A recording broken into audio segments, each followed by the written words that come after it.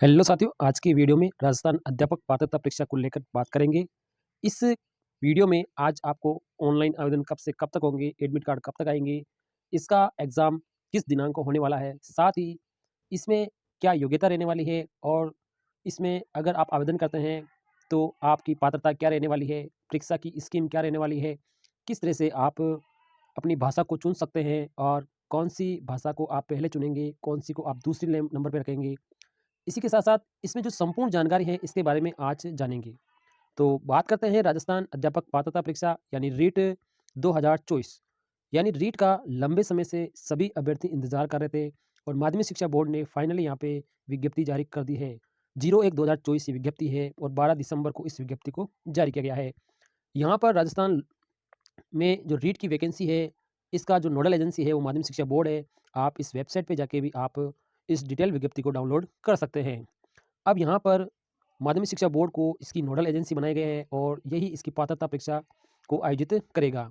जब आप इसकी पात्रता परीक्षा में बैठेंगे तो आपको एक पात्रता का सर्टिफिकेट मिलेगा। उसके बाद ही आप मुख्य परीक्षा जो कि कर्मचारी चयन बोर्ड आयोजित करेगा उसमें आपको बैठने का मौका मिलेगा। यहाँ पर जो रीट है वो 2 लेवल के लिए रहने वाली है। एक लेवल 1 और लेवल 2 इन दोनों के लिए परीक्षा आयोजित होने वाली है।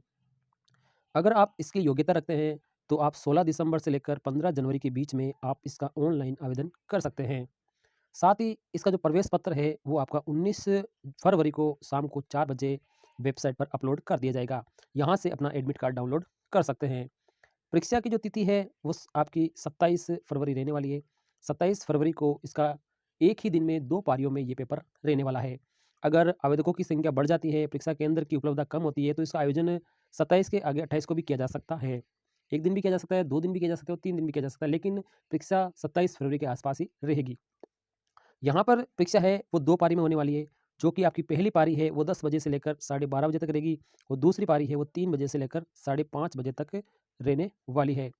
तो ये आपका 2.5 घंटे का पेपर रहने वाला है। परीक्षा में आपको यहाँ पे निर्धारित 2 घंटे पहले पहुँच जाना है और यहाँ पर जो लेवल 1 और लेवल 2 है, उसकी सूचना विज्ञप्ति के द्वारा बाद में अलग से जारी कर दी जाएगी, डिटेल विज्ञप्ति अलग से जारी कर दी जाएगी। अभी आपको सामान्य सूचना के लिए ये विज्ञप्ति जारी कर दी गई है और ऑनलाइन आवेदन आप कर सकते हैं। और साथ ही जो माध्यमिक शिक्षा बोर्ड की जो ये वेबसाइट है, इस वेबसाइट पर रीट 2024 का जो लिंक है, वो एक्टिव कर दिया गया है। यहाँ से आप अपनी वेबसाइट से इस विज्ञप्ति को डाउनलोड भी कर सकते हैं। अगर आप इसमें आवेदन करते हैं, तो आपका जो परीक्षा शुल्क है, वो लेवल 1 के लिए आपका ₹550 रहने वाला है, लेवल 2 के लिए आपके ₹550 का रहने वाला है। अगर आप दोनों लेवल के लिए आवेदन करते हैं, तो आपको ₹750 का शुल्क चुकाना होगा। यहाँ पर विशेष बात लिखी है कि आवेदक के पास प्रत्येक लेवल की अलग-अलग योग्यता होनी चाहिए, तभी आप दोनों लेवल के लिए आवेदन कर सकते हैं। यहाँ पर एक बात और यहाँ बताई गई है, परीक्षार्थी अपना नाम, माता का नाम, पिता का नाम की वर्तनी अपनी कक्षा 10 उत्तीर्ण प्रमाण पत्र के अनुसार ही आपको दर्ज करनी है। इसका विशेष ध्यान रखें। आपको जो भी डिटेल भरनी है, नाम, माता का नाम, पिता का नाम, 10वीं की मार्कशीट के अकॉर्डिंग ही आपको फिल करना है। इसके अलावा जो भी अन्य जानकारी है, वो आपको बिल्कुल सही तरीके से फिल करनी है, इसका आपको विशेष ध्यान रखना है। अब यहाँ पर आपको क्लियर बताया गया है कि आपका जो फ़ोटो है वो 3 महीने से पुराना नहीं होना चाहिए, इसका विशेष ध्यान रखना है आपको। आवेदन में 10वीं की अंक तालिका अपलोड करनी होगी, यानी 10वीं की मार्कशीट है वो आपकी अपलोड करनी होगी। किसी भी अभ्यर्थी ने एक से अधिक आवेदन किया है तो पुनः वेबसाइट पर इस हेतु स्वयं अपने पत्रों में से किसी का एक का चयन कर लें, अन्यथा 2 या 2 से अधिक आवेदन करने वालों का फॉर्म है वो निरस्त भी किया जा सकता है, इसकी विशेष आपको ध्यान रखना है। आप जब फॉर्म भरने जाते हैं तो जब तक सबमिट का बटन नहीं आ जाता है, सबमिट होने के बाद आपकी जब आईडी आ जाती है, तभी आप उसको फॉर्म फिल मानें, अन्यथा आप उसको फॉर्म फिल नहीं मानें। यहाँ पर सभी के लिए लेवल 1 और लेवल 2 के लिए अलग-अलग शैक्षणिक योग्यता रहने वाली है। तो राजस्थान अध्यापक पात्रता परीक्षा 2024 के लिए आपकी क्या योग्यता रहने वाली है, इस पे हम बात करते हैं। तो सबसे पहले कक्षा 1 से लेकर 5 के लिए जो आपकी योग्यता रहने वाली है, इसमें आप देख सकते हैं न्यूनतम 50% अंकों के साथ आपके पास उच्च माध्यमिक कक्षा यानी 12वीं पास होनी चाहिए। साथ में आपके पास 2 वर्षीय जो शिक्षा शास्त्र में डिप्लोमा होता है, जिस भी नाम से जाना जाता है, वो आपके पास होना चाहिए। इसके अलावा दूसरा पॉइंट इसमें है कि 45% अंकों के साथ आपके पास 12वीं होनी चाहिए और प्रारंभिक शिक्षा में 2 वर्षीय डिप्लोमा जिस भी नाम से जाना जाता है, वो आपके पास होना चाहिए। ये आपको ध्यान रखना है। इसके अलावा एक और है, वो तो हो गया बीएसटीसी जो डिप्लोमा होता है 2 वर्षीय। इसके अलावा 50% अंकों के साथ आपके पास 12वीं पास होने चाहिए या 4 वर्षीय जो प्रारंभिक शिक्षा में स्नातक होता है, बीएलएड जिस नाम से जाना जाता है बीएलएड, ये आपके पास होना चाहिए, तभी आप लेवल 1 में आप आवेदन कर सकते हैं। इसके अलावा जो है न्यूनतम 50% अंकों के साथ 12वीं और शिक्षा शास्त्र में विशेष शिक्षा के अंदर आपके पास 2 साल का डिप्लोमा होना चाहिए। विशेष शिक्षा स्पेशल एजुकेशन में आपके पास डिप्लोमा होना चाहिए। इसके अलावा ई सेक्शन में है स्नातक एवं प्रारंभिक शिक्षा में 2 वर्षीय डिप्लोमा जिस भी नाम से होना अगर है आपके पास तो आप इसमें आवेदन कर सकते हैं। ये सब कुछ आपको ये जो राष्ट्रीय अध्यापक शिक्षा परिषद है उसके अनुसार ही ये आपकी योग्यता रहने वाली है। तो यहाँ पर जो भी इन्फॉर्मेशन है आप यहाँ पे रीड कर सकते हैं। अब यहाँ पे जो कक्षा 6 से 8 के लिए लेवल 2 के लिए आप शैक्षणिक योग्यता देख सकते हैं। स्नातक होनी चाहिए, प्रारंभिक शिक्षा में 2 वर्षीय डिप्लोमा जिस भी नाम से जाना जाता है वो होना चाहिए, या इस कोर्स में अध्ययनरत है तो ये होना चाहिए।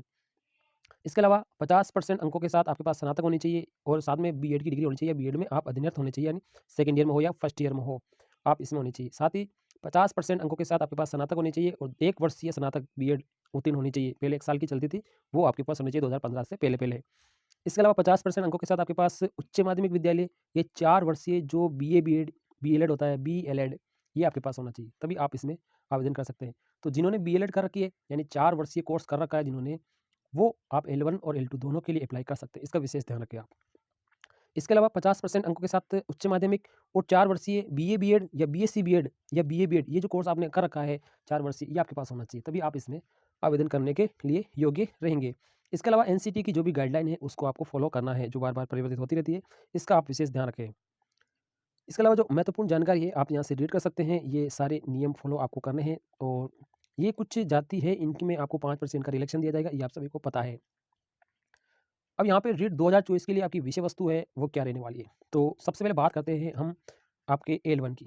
L1 का जो परीक्षा कार्यक्रम है वो क्या रहने वाला है। आपके कुल मिला के 5 खंड आने वाले हैं। पहला जो खंड होगा वो आपका बाल विकास और शिक्षण विधि का होगा, उसमें 30 प्रश्न आपसे पूछे जाएंगे और ये 30 ही अंकों के रहने वाले हैं।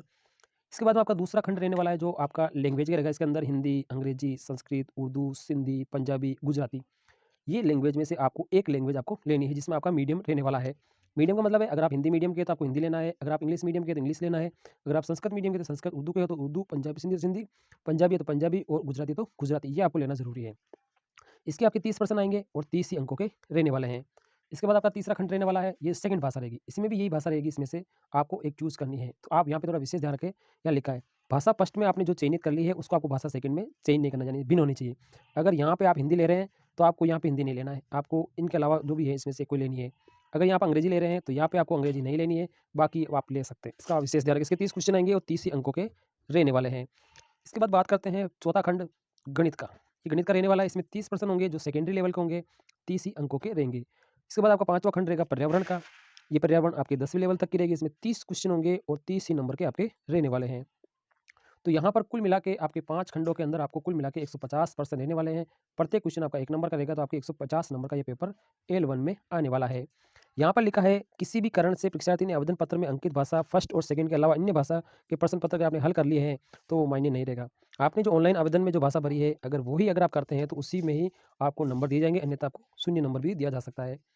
परीक्षा का जो स्तर है वो आपको यहाँ पे लिखा गया है। सब कुछ बाल विकास आपका 6 से 11 वर्ष की रहनी चाहिए। भाषा आपको निपुणता, सेकंड गणित और ये सब कुछ आपका किस लेवल का रहेगा, 10वीं लेवल का, इसमें क्लियर लिखा हुआ है। अब बात करते हैं लेवल 2। लेवल 2 में आपके किस प्रकार से रहेंगे। लेवल 2 में आपके 150 नंबर का क्वेश्चन पेपर और 2.5 घंटे का ये रहने वाला है। सबसे पहले बाल विकास और शिक्षण विधि आएगी जो कि 30 क्वेश्चन 30 नंबर के रहने वाले हैं। इसके बाद भाषा सेकंड, जैसे आपने L1 में चुना है वैसे के वैसे आपको इसमें चुनना है। तो आपका जो भी मीडियम है वो आपको लैंग्वेज चुन लेनी है, इसमें से कोई भी एक लैंग्वेज आपको चुन लेनी है। इसके 30 क्वेश्चन 30 नंबर के रहने वाले हैं। फिर आपके खंड थर्ड में उन्हीं में से एक लैंग्वेज चुननी है, जो आप लैंग्वेज आपने इधर चुन ली है वो आपको यहाँ नहीं चुननी, इसका विशेष ध्यान रखें। इसके 30 क्वेश्चन 30 ही नंबर के रहने वाले हैं। ये तो आपकी 2 लैंग्वेज होगी। भाषा फर्स्ट जो आप ले लेते हैं उसको आपको भाषा सेकंड में नहीं लेना, इसका विशेष ध्यान रखें। इसके बाद आपका चौथा खंड आएगा। अब चौथे खंड में आपको ध्यान रखना, देखिए अगर आप गणित विज्ञान के शिक्षक बन रहे हैं, यानी आपने अगर ग्रेजुएशन में बीएससी कर रखी है, बीएससी बायो हो या बीएससी मैथ हो, अगर आपने कर रखी है तो आपके गणित और विज्ञान के 60 क्वेश्चन आने वाले हैं और 60 ही नंबर के रहेंगे। अगर आपके सामाजिक अध्ययन है यानी ग्रेजुएशन में जैसे पॉलिटिकल साइंस, ज्योग्राफी, हिस्ट्री, ऐसे कोई भी 2 विषय आपके पास है तो आपके सामाजिक के ही क्वेश्चन 60 क्वेश्चन आने वाले हैं और 60 ही नंबर के रहेंगे। अब तीसरा आता है भाषा। भाषा का मतलब होता है जैसे हिंदी का, आपने 3 साल तक हिंदी पढ़ रखी है, 3 साल तक इंग्लिश पढ़ रखी है, 3 साल तक संस्कृत पढ़ रखी है ग्रेजुएशन में, तो आप भाषा के लिए अप्लाई कर सकते हैं। तो जब आप भाषा के लिए अप्लाई करेंगे तो आप इन दोनों में से कोई भी एक ले सकते हैं। गणित विज्ञान भी ले सकते हैं और सामाजिक के 60 क्वेश्चन भी ले सकते हैं। भाषा वाला इन दोनों में से कोई चूज़ कर लेता है, लेकिन मैं सजेस्ट करूँगा आपको केवल सामाजिक ही लेनी है। इसके 60 क्वेश्चन 60 अंकों के रहने वाले हैं, तो 150% रहने वाला है। यही बात है, आपको भाषा जो चुनना है ऑनलाइन फॉर्म में वही आपको हल करनी है। प्रश्नों का स्तर इसमें लिखा गया है, एक आपको करना है। सामाजिक में जो प्रश्नों का स्तर है वो आपका सीनियर सेकेंडरी स्तर का रहने वाला है सामाजिक का, इसका आप ध्यान रखें। परीक्षा की दिनांक है वो आपको मालूम है 27 फरवरी है और प्रथम पारी आपकी 10 बजे से लेकर 12:30 बजे तक और द्वितीय पारी आपकी 3 बजे से लेकर 5:30 बजे तक। अगर आप दोनों लेवल के लिए पेपर दे रहे हैं तो दोनों में आपको आवेदन करना है और निर्धारित समय पे आपको परीक्षा देनी है। परीक्षा के जो प्रवेश पत्र है वो इसकी वेबसाइट पर, इस वेबसाइट पे लिंक दे रखा है रीट 2024 का, इस पे आपको देख सकते हैं या एसएमएस से आपको इसकी जानकारी फिल करा दी जाएगी। परीक्षा में आपको 2 घंटे पूर्व पहुँचना है, रीट की वेबसाइट का आपको समय-समय पर अवलोकन करते रहना है। इसके अलावा इस बार आपके जो क्वेश्चन बुकलेट आएगी उसके अंदर आपको यहाँ पे 10 मिनट में आप बदलवा सकते हैं, अगर किसी बार कोई त्रुटि रहती है, फटी-कटी आ जाती है तो आप कर सकते हैं। इसके अलावा इसमें जो पर्सन है मल्टीपल क्वेश्चन आपके ओबीसी से आने वाले हैं और आपके 5 ऑप्शन आने वाले हैं। इन 4 ऑप्शन है, चारों में से एक का उत्तर आपको सही होगा। परीक्षा में नेगेटिव मार्किंग नहीं है, इसका ध्यान रखें आप। इस परीक्षा में कोई नेगेटिव मार्किंग नहीं है। इसके अलावा 5वां है 150 प्रश्न रहेंगे। प्रश्नों की संख्या अनुच्छेद 4 के अनुसार ही रहने वाली है। प्रत्येक प्रश्न आपका 1 नंबर का रहेगा। लेवल 1 की प्रश्न पत्र पुस्तिका के अनुसार 4.1 के अनुसार 5 खंड होंगे। सभी खंड करना अनिवार्य है। भाषा फर्स्ट सेकंड खंड सेकंड और थर्ड में भाषा का चयन इसके अनुसार ही आपको करना है। यहाँ पे लिखा देखो 4 ही ऑप्शन होंगे। यहाँ पे 4 ही ऑप्शन रहने वाले हैं। आपकी बुकलेट आएगी उसमें 4 ही ऑप्शन आएंगे, 5वां ऑप्शन नहीं आएगा। इसके अलावा लेवल 2 में भी आपको 4 खंड रहेंगे। ये तो आपको चुनना है, भाषा का आपको ध्यान रखना है। इसके अलावा आप यहाँ परीक्षा बुकलेट आप बाद में घर पे अपनी पर्सनल पुस्तिका यहाँ पे क्लियर लिखा देखो। पर्सनल पुस्तिका अपने साथ नहीं ले जा सकते, यानी इसको आपको जमा करवाना होगा या वहीं पे आपको दोबारा जा उत्तर पत्रक ओमार सीट का ध्यान रखें। आप ओमार सीट अगर आपको कटी-फटी है तो आप तुरंत चेंज करवा सकते हैं। लेवल 1 में आपके 5 खंड रहेंगे, 30% के हिसाब से 150% रहेंगे। लेवल 2 में भी 4 खंड रहेंगे, 150% रहेंगे। इसका आप विशेष ध्यान रखें। आपको भाषा जो चुननी है इसका विशेष आपको ध्यान रखना है। ये रीट के लिए इम्पोर्टेंट जानकारी है, ये सूचना आप पढ़ सकते हैं। अब रीट में न्यूनतम उत्तीर्णांक वाला क्या सिस्टम है, इसका ध्यान रखें आप। सामान्य श्रेणी से हैं तो आपको 60% लाना है, टीएसपी हो या नॉन टीएसपी हो। 60% का मतलब है 150 में से आपको 90 क्वेश्चन राइट करना है, तभी आपके 60% बनेंगे।